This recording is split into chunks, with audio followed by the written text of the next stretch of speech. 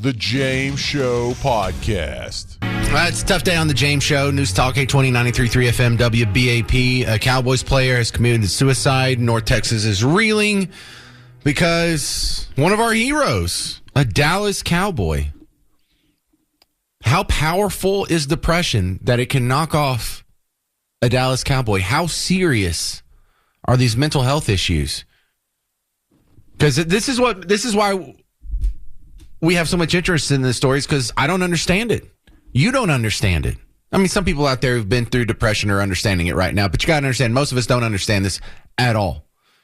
You know, there's a case to be made for the 84-year-old guy who doesn't have any friends and doesn't have any money, and he has stage 4 cancer, and he's going to die anyway, and everyone hates him, and he, I don't know, lives like Gargamel and the Smurfs, just him and a cat, and that guy committed suicide.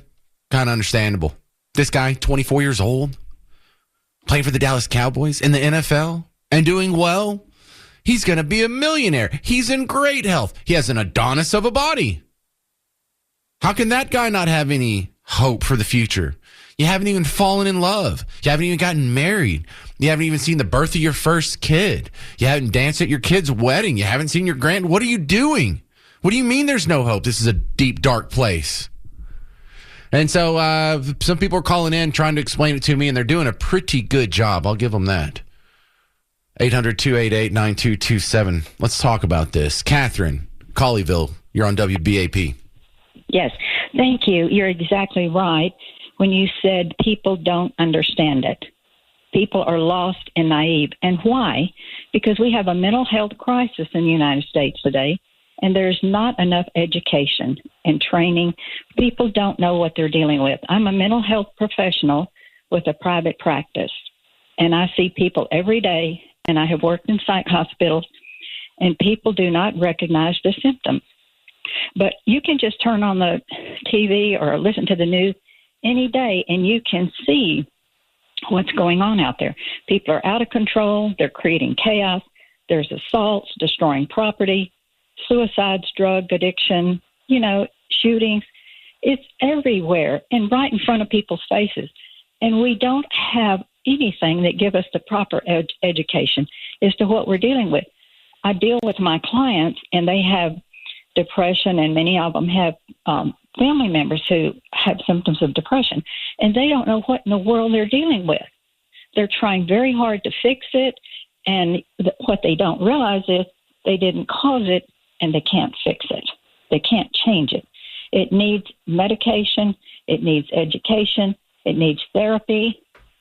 It needs individual therapy and family therapy for people to get together and understand and really help the person that's struggling, because the family members and friends and people that see these symptoms don't know what it is. They don't know how to help them. And honestly, very often they make it worse. All right, real quick, Catherine, you said you're a mental health professional. Bill in Springtown, an earlier caller, had mentioned transcranial membrane stimulation. What is that? Is that something that works too? Because you just mentioned drugs and therapy. Right. Well, this is something that I don't really have a lot of understanding about. I haven't looked at the research on it, and I don't use it because you have to be trained and certified in that, I'm sure. But I do know that what I have dealt with, I've been in practice over 20 years, and I do know that people need support. People need emotional support and comfort. They need to know they have somebody that's walking through this with them. That's the number one. I realized when I was working in a trauma unit in a psych hospital, the number one criteria for recovery was, do you have an intact support system? And yes, all those things are good, I'm sure. But without an intact support system, people who understand what you're going through and have the tools and the skills to be able to support you and help you work through these episodes, that's very important. All right. Well, thanks for sharing some of your expertise with us, Catherine. I appreciate that. Thank you. Let's go to Christina. Christina in Dallas, you're on WBAP. Hi. Yes, I wanted to. I don't suffer from depression, but I do have a family member that suffers, and then I also my mom's ex-boyfriend. He committed suicide, and he was like you would have never thought. He was a San Antonio sheriff, but they showed they show like silent signs.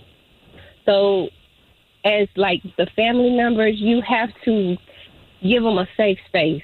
Like, because a lot of, especially men, they're prideful. And explain that to me. What do you mean by we got to give them a safe space, Christina? Like, make them feel comfortable. Like, don't, like, if you know they're going, like, if they, you know, they have mental health issues, like, give them a safe space where they feel comfortable enough to come talk to you about it. Like, because sometimes family can be the most crucial. Like, be like, oh, ain't nothing wrong with you. You just need, you know. No, I know what you're talking about, because that's us projecting. Yeah. You know, I'll be fine. Yeah. You don't have to give me a safe space. I don't need therapy. You just exactly. Yeah, I know. That's what I'm saying. I just like, but we don't know because they mask it so well. Like, because we can even take, remember the actor Robin Williams? That's a great example. Well. Yeah, he seemed like a pretty happy guy. Well, look, you seem to be carrying around a little bit of guilt from your mom's boyfriend's suicide in the same way. Because I don't carry the guilt. It's just what she told me, because she was like, when she seen him, because they used to work at because she was a nurse at the correctional facility that they worked at. Okay. And she was so busy with school and stuff like that. And she said she would see John, and, you know, he asked, but she was like, oh, I'm busy, and she just kept putting him off. And then, so finally, when she had got that call from, like, his sister asking, has she seen him? And she didn't. And then when they found him, it was just like, oh my God. And then when she did go, like, to see him, and she was looking at pictures from, like, the previous month, she was saying you can see, like, he had lost so much weight. You could just see, even though he was functioning, you could just see the depression. Like, wow. Yeah. Yeah. Okay. Well, thanks for sharing your story, and thanks for the focus on men, because depending on what study you look at, men make up to like 75 to 80% of all the suicides. So we're kind of falling short somewhere in that. So the safe space advice from Christina in Dallas. To shed some light on that, John Ingham, he's the host of the WBAP Weekend Morning Show and on our Cowboys media team here. Welcome back. Terrible situation for having you on, John Ingham, but welcome to the show. What do we know about his history here with mental illness? Has much been revealed yet, or are we ever going to know that?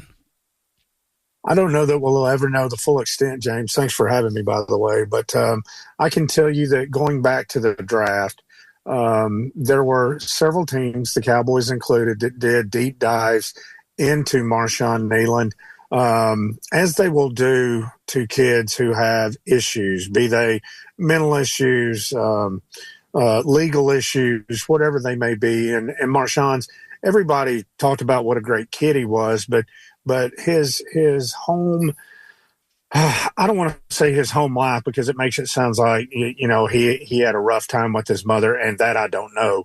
But right before the draft, like days before the draft, his mother died, and she had some type of illness, and it took her away, and it just kind of added to what had already been a questionable situation with him, and you know, it deeply affected Marshawn so much to where he actually wore her ashes around his neck.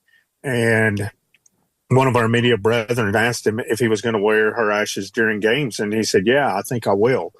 And he had. And so it was very tough for him to let go of that. And there had been some other questions raised about his mental state from the way that he grew up. And I'm not going to go into it because, frankly, I don't know enough to really make any good points about it. But there were some problems before. But I'll tell you this. I mean, when you saw Marshawn, He had the biggest smile on his face. His teammates loved him. The coaches loved him. I remember last year as a rookie, Micah Parsons would always say, man, this kid, number 94, he's always coming up and he's asking me questions. He's beating me down with all this stuff. But he said it with a smile on his face because at the same time, he loved it. Everyone did, because Marshawn was a kid that would go up to DeMarcus, where it didn't matter who it was. Randy White, if you were a former Cowboy and you were greatness, he wanted to pick your brain to try to figure out if he could take a little piece of that to help him. And so he was one of those guys. He was a great teammate. He was great for the media. He was great for PR. He was great for everybody in the organization. And when I heard this morning, I'd really kind of forgotten about all that stuff around draft time and had forgotten that there were some red flags about his mental issues because you just didn't see it. And, you know, that's why I think that maybe there's going to be more to this somehow, some way. I don't know. But it's just a sad deal because he was such a great kid. And you're right. I mean, yeah, they're kids and they're playing for the Cowboys. They're making money. But you never know. I mean, the person sitting next to you in the office every day, the person sitting next to you at the red light, at the restaurant, you don't know what they're going through. And they may smile and be the nicest person in the world, but they may have demons that none of us even want to know about. And so it's so sad. And it really brings into perspective, you know, you and I talk 2 or 3 times a week, and it almost makes me feel bad about complaining about a loss to the Cardinals or whether or not signing Quinnen Williams was a good deal or not, because it puts it all in perspective. Those things are just trivial compared to what matters, and what matters is love and family. And it's just sad.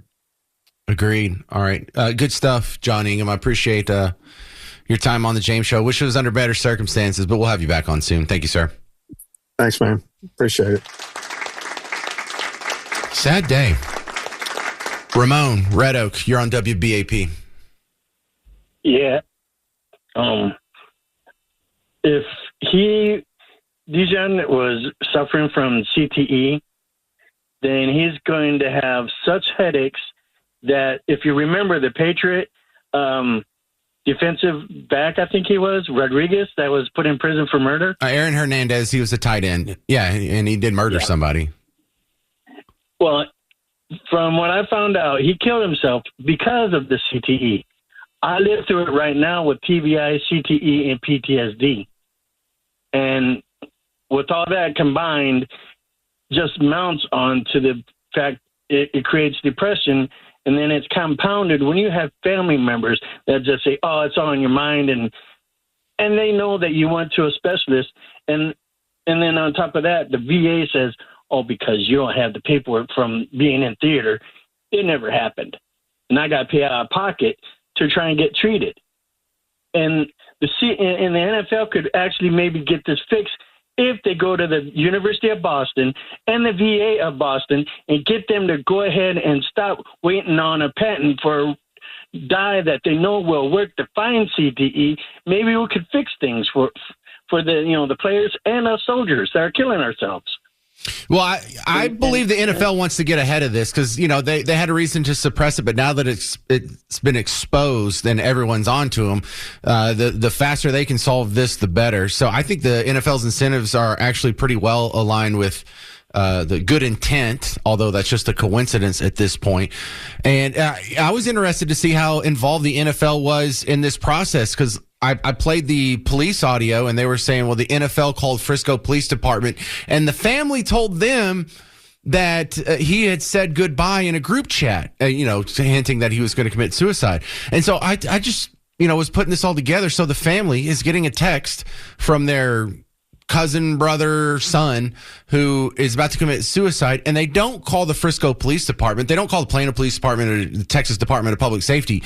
They called the NFL. So the NFL sounds like they're hyper involved and almost have custody of the players. I'm not sure there's a whole lot more they could do.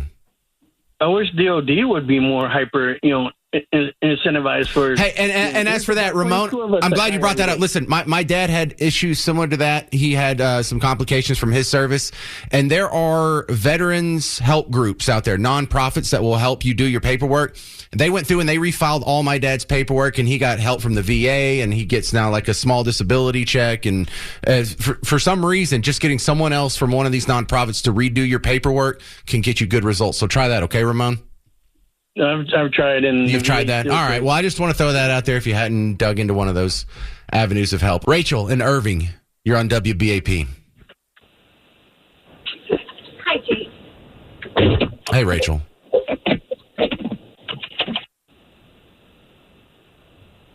Rachel, you with me? Hello? Yeah, there you go. All right. You unhooked from the car. Go ahead. Okay. I have dealt with depression my whole life, basically since middle school, and I'm 40 now. 5 great kids, wonderful husband. Hit my rock bottom about 2 years ago. 2 years ago? Yep. So this is like a late onset depression. Well, I had depression. I struggled with depression. I've been on and off medication basically my whole life. But through a series of different things, I couldn't. Every day I woke up, I hated waking up. I would hear about people dying in car accidents, and I was angry that it wasn't me. I just wanted my husband to drop me off in downtown Dallas somewhere and leave me, and just leave me. There were the ways that I thought about committing suicide, but 2 things kind of stopped me. Hearing my children on the phone begging me to come home when I wasn't supposed to have the keys, and I was just, like the other caller said, she would just drive. I was a threat to myself that I wanted to crash my car. And my daughter on the phone crying, saying, "Mommy, just come home." And then my fear was that, if I step out in the middle of the highway and a 8-wheeler or 18-wheeler hits me, what if I don't die? And I'm a vegetable. And then I just made my life worse. So my fear of suicide was that I wouldn't be successful at it. And then my husband telling me that if you do this, one of the kids are going to do it. They're going to follow your lead. And I thought, I can't do that to my kids. I was handcuffed in the back of a police car twice, 3 psych wards last year. Finally, I went to an inpatient facility in Florida and got some really good help, medications. I do therapy, psychiatry. And I can say that when I start feeling myself slipping back, I reach out, because that was a living hell. And people who don't have depression, you cannot understand it. Your life can look so perfect from the outside, and you put a smile on your face, you take your kids to their ballet recitals, and you show up, but you're dying inside. And it's you can't leave your head. Would you say you're cured now, or is this a chronic condition you're always going to have to battle? I'm not cured. I'm on medication now. I see a therapist, psychiatrist, and I'm not cured, but my life, I don't wake up hating waking up. And I don't have a plan today. I love my life right now. And we started weaning off some medication, and I said, nope, I can tell I'm sliding backwards. And we went back on it, did more therapy. Like, I know people who have committed suicide, and it's awful, awful, awful. But it also feels so cruel to the people around you who want you to keep living, because to me, it was like, they don't understand the amount of pain that I'm in, and they just want me to keep living in pain. And that's not fair either. Yeah, so I don't get that. You're just living in pain. Like, he's living in pain. He's living a great life. Where is this pain coming from? It's in the mind. It's in the mind. You can't escape your mind. Look, I know this sounds stupid to you, Rachel, but if it's in your mind, can't you control it? You can't just turn it off? No, absolutely not. Because I found, like, if I sit still and I control my own thoughts, I can put myself in a good mood. I can put myself in a bad mood. I can put myself in an angry mood. I can put myself in a sad mood just by concentrating on what are you going to roll through your head, Parker? No. You can try to. You can't control it. I understand, but I can, and I think most of us can, and so that's where the disconnect comes from, is because like Miss Parker isn't completely depressed, but she has some sort of anxiety that I don't understand either. It's because like when she solves a problem that she's worried about, she just looks for the next thing to worry about. I'm like, do you ever not worry? Do you ever just like let go and be like, whoop-de-doo, this is going to be great. Yeah, I don't know where I'm going. I don't know what I'm having for lunch. I don't know where my next meal's coming from, but I'm awake. The sun's shining. It's a beautiful day. I'm still alive. I'm still breathing air, so things can't be too bad. And so, yeah, that's like sometimes. Yeah, it's just like what you see sometimes on those depression medication commercials where the black cloud is kind of over the person. That's exactly what it feels like, and it follows you around. And you put on the smiling face and you fake it, but sometimes you get tired of faking it and trying. But there's always help. I got help when I thought there was no way to get out of that. And I had a wonderful priest help us. I had the Irving Police Department help us. Like, I hated sitting in those cars or, in handcuffs, but it was for my better good. And I'm happy. Okay, a couple things. Rachel, number one, thank you for sharing your story. That sounds like it was really tough to tell. Number two, I want to apologize on behalf of all the happy-go-lucky, non-depressed people who are just skipping by their day, not noticing what other people are going through. And number three, I hope someone else gets some help from what you just said. Thank you very much. That's Rachel. I hope so, too. Rachel and Irving, thank you. I would like to hear from someone who has a little more experience in this world, and my next guest is going to do that for us. George Reister's on the James Show. Now, he's a former NFL player. He's now on the NFL Behavioral Health Committee, and he also has a nice podcast. You can find him at unafraidshow.com. Welcome to the show, George Reister. Yeah, thanks for having me. I appreciate it. Yeah, I wish I was meeting you under better circumstances, but when I bring you on here, the first thing I want to ask you is, what resources do we know of that the NFL makes available for mental health issues? Because, it's been rare, but it's been there, the Junior Seaus, the Hernandez, and, every once in a while you have issues like this. What does the NFL do for that?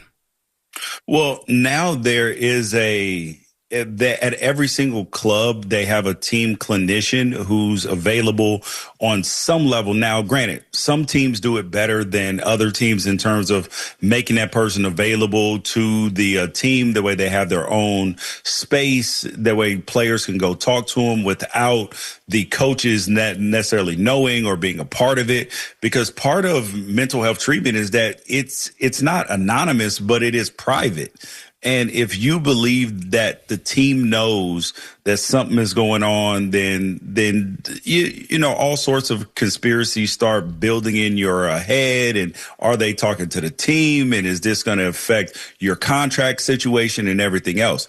So then there's mental health hotlines. They pay. So any former or current NFL player can go seek mental health treatment for them or their dependents free of charge, and you can choose with whichever clinician that you want to go.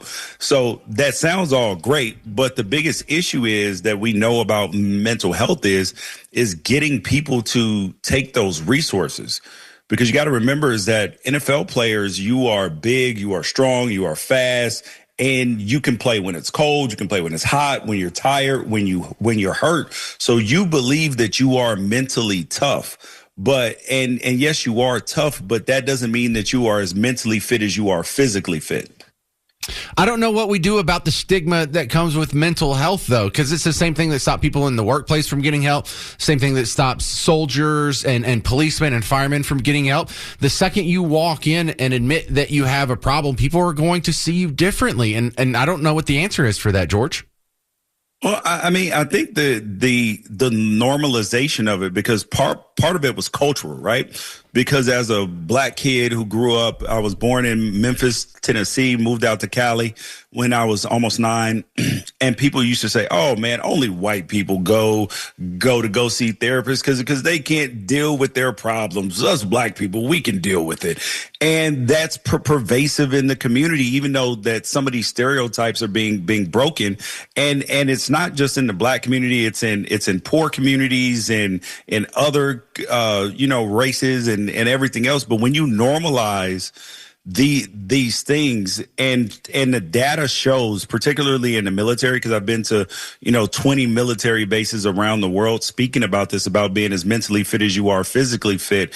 The data shows in the military is that when people go seek mental health treatment, it actually makes them better soldiers.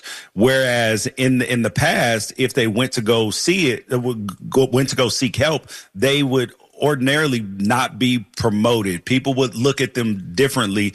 But now when we're raising kids who are supposed to be mentally resilient and mentally healthy, I think that sometimes people look at it incorrectly in that because it is abused on some level where like people will use it as a crutch to stay weak, as opposed to the strength is not in not crying or not admitting that there's a problem or something like that. The actual strength is learning how to deal with those things in a positive way and not let them stop you from whatever your goal or aspirations are. I appreciate you helping us try and understand some of this. Tell me about, I haven't heard of your show before, The Unafraid Show at unafraidshow.com. Is that the podcast I need to look up more stuff on? Yes, sir. It is sports explained simply. and we focus on 5 things, the things that matter to me the most: faith, family, fatherhood, food, and sports. So they're all intertwined and interwoven into everything that we're talking about. And it's just important to me because I remember I went through, like, I was never suicidal or anything like that, but I did go through a mental health battle, if you will, when I first got out of the NFL. And I remember being home that first fall and somebody asked me, it was like a younger person who was around my age, was like, so I'm 29, and he's like, what are you doing home? And I took that. So I was out of the NFL, and because I couldn't get cleared because my neck was hurt. And that one comment landed to me, an innocent comment landed like, oh, you suck. Nobody wants you, this and this. So I retreated to being in my house. I wouldn't go out. So then, and it took my mother sitting there and saying, George, what is going on? Because something's going on with you. I was like, I don't know.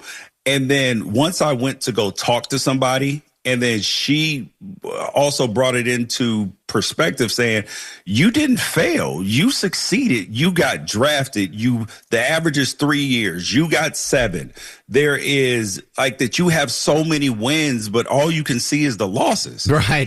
From the outside world, you're a raging success. How could a guy like you be depressed? Same thing we're thinking about Marshawn Nealon right now. He's on top of the world. How on earth could a guy like that be depressed? And I think the takeaway we're getting from a lot of our guests and callers today is if you're feeling any way like this, ask for help. Thank you very much, George Reister. Find him on unafraidshow.com. Appreciate your time. It's nice to meet you, sir.